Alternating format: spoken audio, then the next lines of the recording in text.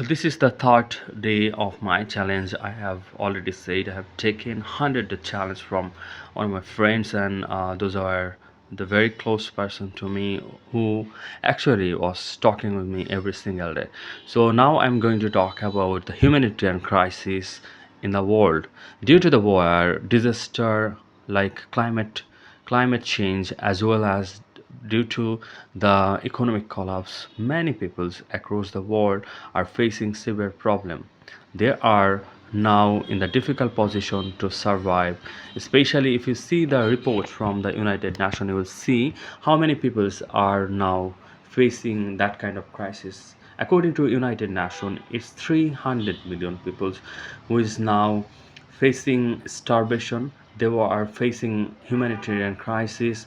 They are in the need of food, and most of them are from the continent, in different continent, like from Africa, from the war ravaged Gaza, Sudan, as well as Syria, Yemen, and so many peoples from Asia, as well as they are not carrying enough food to meet their families' needs, and this is becoming difficult for them to manage this kind of foods, staple foods for their family members as well as for them.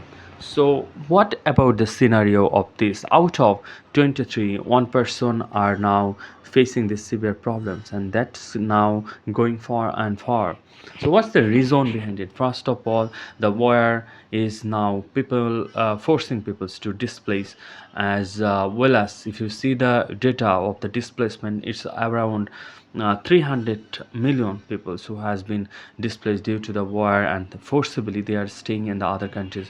Think about the Rohingya crisis. It's a big crisis because these people couldn't stay in their own land. Now they're staying in Bangladesh. They forcibly displaced from their own land in Rakhine. So it is now becoming really problematic for them to stay in that place because the donors like United Nations, World Bank, and other humanitarian agency are not providing enough aid to support them, as well as now these crises are being more and more